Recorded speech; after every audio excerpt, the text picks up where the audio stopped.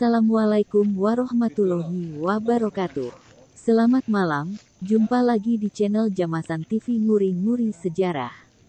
Kali ini kita berziarah ke makam Syekh Bayanullah, atau juga disebut Syekh Rogobayan. Makam beliau berada di Desa Sidodadi, Kedung Wuni, Pekalongan. Mari kita simak bersama-sama sejarah beliau di Jamasan TV Nguri-Nguri Sejarah.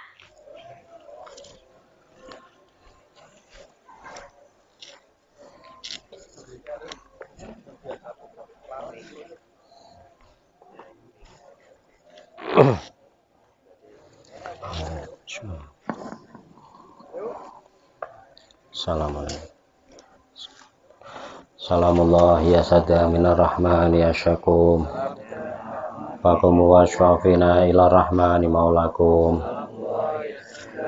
sanuhda sanuhda mazaya mimma zayakum sanadran sarahmata fasyana wa tasyakum salamullahi hayakum wa ainullahi tar'akum sallallahu maulana wa salama atainakum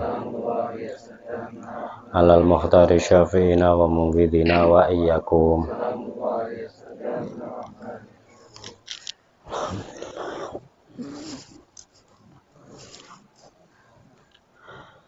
Assalamualaikum ya Allah. Sahbayanul fi hadzal maqam ji'nakum rahibin wa ala qabrikum zairin wa ala maqamikum wa min hadaratikum mustashfi'in wa bikum mutasilin la turatuna khaybin audana indakum syahadat Muhammadin sallallahu alaihi wasallam ya Allah wa hajatil muslimina wal muslimat wal mu'minina wal mu'minat ya Allah igdi hajatina bi barakati auliyaika wa asbiyaika ya Allah sahibi hadal maqam Syekh Bayanullah fi hadal maqam ya Allah Allahumma barik lana fi amarina wa razaqina kama barakta ala sayyidina Anas bin Malik radhiyallahu anhu jazallahu anna sayyidina Muhammadin sallallahu alaihi wasallam wa sallallahu ala sayyidina Muhammadin wa ala alihi wa wasallam alhamdulillahirabbil alamin. Alhamdulillah kula panjenengan dalu punika ziarah di makamipun makbarahipun Syekh Bayanullah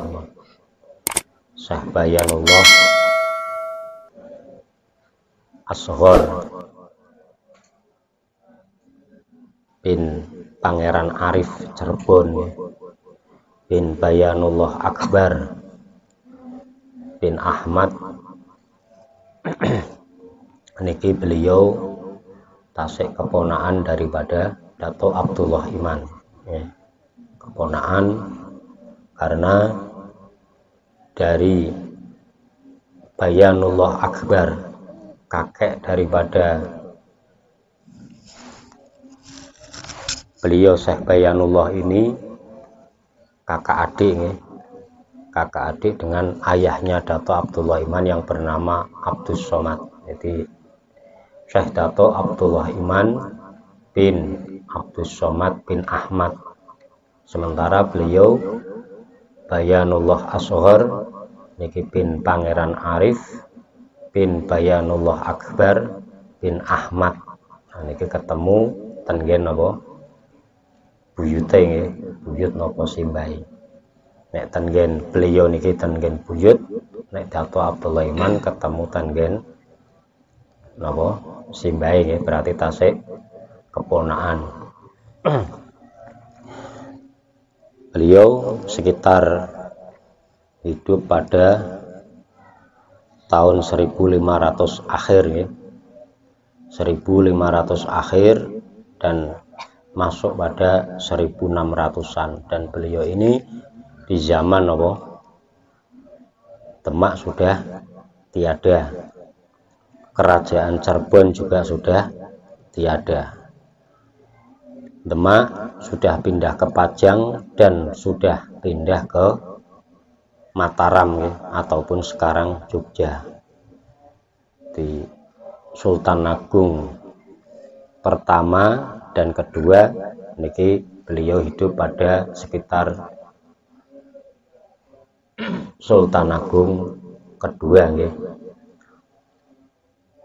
Sudah lumrah ketika dari keluarga ada yang hijrah ke satu tempat, itu kadang disusul oleh keluarga yang lain nggih. Makanya awal datangnya Alawiyin, yaitu bin Yahya, Basyaiban, Ba'bud ke tanah Jawa ataupun ke Nusantara ini ya disusul oleh keluarga daripada bin Yahya, terusan lagi tadi Basyaiban dan Ba'bud.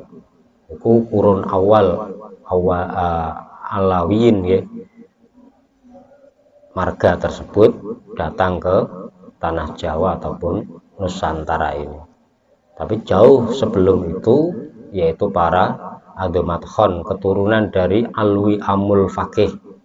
Alwi Amul Faqih ini putranya Abdul Malik Amir, ini pertama yang keluar dari Hadramaut dan pindah ke India. Di India beliau menikahi putri India, terus keluarlah putra beliau Abdullah Al-Khan, terus keluar lagi Jamaluddin Al-Husain dan menurunkan Wali Songo. Jamaluddin Al-Husain itu sekitar tahun 1300-an di zaman Syekh Subakir itu beliau ini. Makanya Pangeran Arif mempunyai putra yaitu tadi Bayanullah, dan disebut dengan nama Bayanullah. Bayanullah itu maknanya apa? Pembuktian daripada Allah Subhanahu wa Ta'ala. Dan kampung di sini disebut Rogo Bayan. Rogo niku apa? Jasad nih. Bayan itu utuh ataupun masih tampak jelas. Maka beliau ini menurut versi niku ada beberapa yang mengatakan jasad beliau ini masih utuh, sehingga disebut ataupun dilakopi dengan nama Bayanullah. Sama ndak dengan yang ada di Tegal ataupun di makam Dukuh Keramat nopo Desa Keramat niku nggih mirip tapi beda tiang ya. Jadi kalau tidak salah desa namanya apa? Situ Dedi, Bu. Di Tegal ya sebelah sana ada namanya apa? Kecamatan Situ Dedi, Bu. Nah, itu di daerah Keramat sana ada makam namanya Bayanullah. Karena apa? Di sana kalau yang di Tegal ya, niku beliau bersama pendereknya ataupun khodamnya terhempas ombak sehingga beliau itu hampir mirip ceritanya dengan Mbah Priok ya. Nah ini beliau sedo di pinggir laut tersebut, sehingga sampai beberapa hari beliau jasadnya masih utuh, tidak mengalami perubahan. Karena kena air, biasanya jasad ketika mati kena air kan gelis busuk ya. Tapi ini masih utuh sampai beberapa hari, sehingga akhirnya dinampakkanlah beliau Bayanullah di pinggir laut ya. Pada kenemen karo laut. Nah ini beliau di daerah sini sampai disebut dengan Rogo Bayan. Rogo itu jasad, Bayan itu utuh. Makanya beliau Syekh Bayanullah ini menurut keterangan ini jari jasadnya masih utuh. Dan beberapa kali di sini dulu ketika Mbah Muhaiminan Gunardo dihadirkan ya, ataupun diundang rawuh, beliau mengatakan beliau adalah turunan dari Cirebon. Memang beliau bin Pangeran Arif ya, bin Bayanullah Akbar, atau kakeknya beliau bin Ahmad. Niki napa secara silsilah. Lah beliau nek diturutke nggih kula mboten pate apal. Syekh Bayanullah Asghar yang di sini bin Pangeran Arif bin Bayanullah Akbar nggih, bin Ahmad bin Abdul Malik bin Jamaluddin Husain bin Ahmad Shah Jalal bin Abdullah Azmat Khan ataupun Abdullah Al Khan ya, di India, bin Amir Abdul Malik Al Muhajir. Al Muhajir ini karena dari Yaman pindah ke India ya. Naisarabat bin Alwi Amul Faqih. Alwi Amul Faqih ini pamannya Faqih Muqaddam Muhammad bin Ali Ba'alawi. Ini yang menurunkan nanti para Sadah Alawin dari Faqih Muqaddam ini. Beliau mempunyai paman bernama Alwi. Nah, Alwi ini beliau bin Muhammad Sohib Al-Mirbad bin Ali Kholek Qasam bin Alwi Asani bin Muhammad bin Alwi Al-Awwal bin Al-Imam Ubaidillah bin Ahmad Al-Muhajir bin Sayyid Isa An-Naqib Ar-Rumi di Basrah, Irak, bin Sayyid Muhammad An-Naqib bin Imam Al-Uraidi di Madinah yang dibom oleh orang-orang Wahabi dan kuburannya rata ya, Ali Al-Uraidi ini, bin Ja'far As-Shadiq di Madinah, bin Sayyidina Muhammad Al-Bakir bin Sayyidina Ali Zainal Abidin bin Imam Al-Husain Asy-Syahid bin Imam Ali bin Abi Thalib zaujatu ataupun suami daripada Fatimah Az-Zahra binti Muhammad sallallahu alaihi wasallam. Ini silsilah daripada beliau Syekh Bayanullah Asghar ya, ataupun Bayanullah yang cucu daripada Bayanullah Akbar. Dan beliau tidak menangi ya, tidak menangi kerajaan Cirebon ataupun yang dipimpin oleh Syarif Hidayatullah Sunan Gunung Jati. Sudah pecah ya pada tahun 1575 bareng antara Cirebon dan Demak, antara 75-78. Jadi pada tahun 1578 resmi Cirebon pecah menjadi dua, ada Kasultanan Kasepuan dan ada Kasultanan Kanoman. Sementara di Demak sepeninggal daripada Pangeran Trenggono juga resmi pindah ke Pajang yang dipimpin oleh Sultan Hadiwijoyo ataupun yang terkenal dengan Joko Tingkir. Tidak satu umur, hanya beberapa tahun dikalahkan ataupun disingkirkan ya, oleh menantunya sendiri Sultan Sutowijoyo ya, ataupun sing bergelar dengan Panembahan Senopati Sultan Agung Mataram pertama ataupun pendiri daripada Kerajaan Mataram Islam, yaitu di Jogja. Ini beliau hidup pada setelah itu. Jadi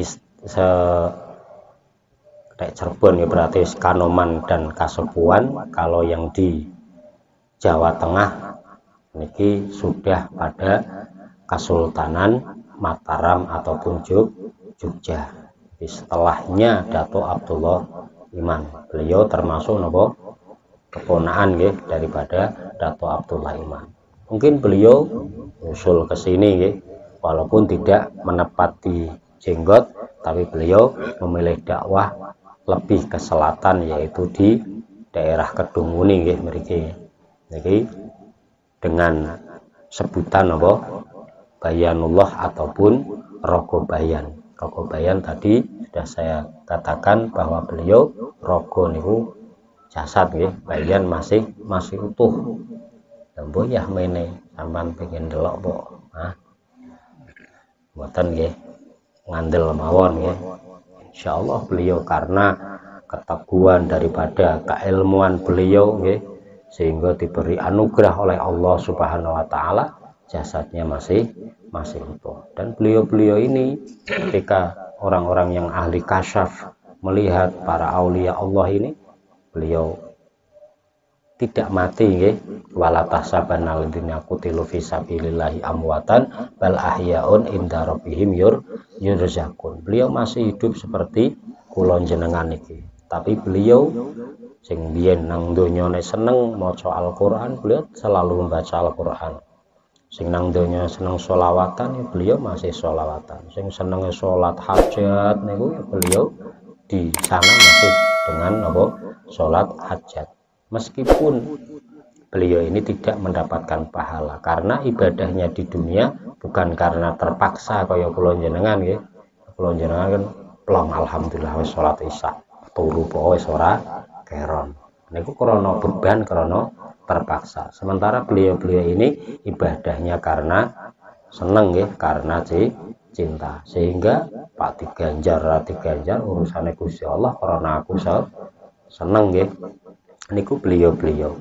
Makanya Dato Abdullah Iman ketika itu ada yang kasyaf nih, melihat beliau masih membaca Al-Quran. Sayyid Ahmad Idohuddin diketemukan makamnya dalam kondisi masih membaca Al-Quran dan didengar oleh orang-orang yang lewat di sekitar situ. Tidak harus orang khos ataupun orang yang kasyaf pada waktu itu, sehingga akhirnya di nopo istilah di syahadahke nggih datang para ulama, sehingga ternyata di lubang ataupun di tanah yang rata itu ada makamnya aulia. Akhirnya ditengeri lah, itulah makam daripada Sayyid Ahmad Idohuddin bin Muhammad Al-Qadi bin Yahya yang ada di Nyamblung. Itu beliau-beliau. Makanya benar yang dikatakan oleh Hujjatul Islam nggih, Hujjatul Islam Muhammad bin Muhammad Al-Ghazali ataupun yang terkenal dengan Imam Ghazali. Jadi ketika para kekasih Allah itu karomah akan lebih nampak, lebih jelas ketika para aulia itu sudah wafat nih. Kalau masih hidup kula jenengan akeh orang ngandel nggih. Akeh sing orang ngandel daripada sing ngandel. Karena waline Gusti Allah ki tetep dahar. Sing ning pasar ya dodolan nggih. Sing kerja umpamane kados Ali Al-Khawas niku beliau sol sepatu si utuh ha. Kula jenengan Pak ngandel di endi? Andekan kula jenengan hidup pada zaman Rasulullah piye mbuh nggih durung mesti napa ngandel iman karo Kanjeng Nabi. Makanya dengan dihidupkan di akhir zaman dan diberi iman, diberi percaya karo Kanjeng Nabi niki anugerah yang luar biasa. Seorang menangi tapi sik diwehi keimanan. Tapi andekan kula jenengan diwehi menangi durung tentu napa? Durung tentu iman. Rasulullah ya kaya wong biasa. Artine ya duwe bojo nggih, ya dahar, ya nginum, ya sare. Wali-wali ini Gusti Allah. Tur tidak boleh dakwah dalam tanda kutip nggih. Mengaku sebagai wali. Nek Nabi, Rasul niku wajib dakwah. Kaya Rasulullah kondo aku Rasulullah, aku Nabi. Tapi nek wali ora kena ngomong aku wali ne Gusti Allah, malah kowe ora kena tindel abrarun. Tapi para wali-wali itu kadang jomane nek sing sifate nggih, sifate sing nyeleneh mbuh jadab, mbuh wali tufel nggih ataupun wali sing menduduki posisi kaya bocah cilik kaya Mbah Kiai Ut ataupun terkenal Gus Ut Sidoarjo niku wong tua tapi kelakuannya kaya bocah cilik 5 tahun nggih. Dalam kondisi jadabnya beliau kadang ring masjid unduk-unduk nang jero masjid ora melu salat nguyuh tok nang jejer pengimaman metu tok. Nek kaya sampean Pak ngandel ora ha nek sing modele kok kowe ya sok milih ra ngandel apa ora run. Nah, iki wali-wali Gusti Allah itu yang seperti itu kula jenengan. Nah, makanya ketika wis sedo, ketika wis wafat niki akan lebih tampak karomahnya nggih. Kaya Gusmi ulama-ulama NU Tulungagung nggih sepakat memberikan label bahwa Gusmi ini darahnya halal, boleh dihukum mati kaya Mansur Al-Halaj karena wis kena ngedeng tidak melakukan apa salat. Ya wong akeh sing do ingkar. Ya mene oto makam rame diziarahi wong do ngakoni kewalian setelah itu, tapi di masa hidupnya lah beri jarang kopiahan ngangune kaos celononan nggih. Mana-mana mlebu nang bar, nang diskotik, anggap wali beri sing kaya ngono. Nah niku makanya ketika wis itu justru akan lebih nampak karomahnya. Niku ngendikane Hujjatul Islam Abi Muhammad bin Muhammad Al-Ghazali atau Imam Ghazali. Paham ya? Makanya kula panjenengan isih diwehi karo Gusti Allah meskipun kecil nggih.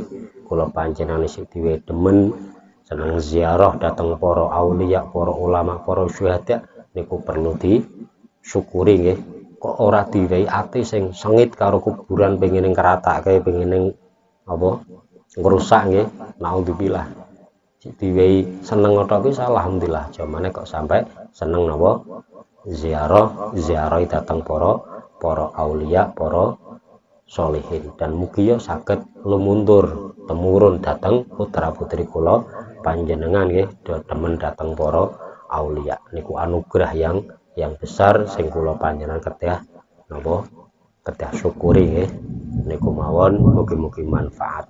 Maulaya sholli wa sallim daiman abada ala habibika khairi khalqikul huwal habibul ladzi turja syafa'atuhu likulli hauli minal ahwali muqtahami ya rabbi bil mustafa waghfir lana ma madha ya wasi'al karami ya Allah biha husnil khatimah taqabbalallah.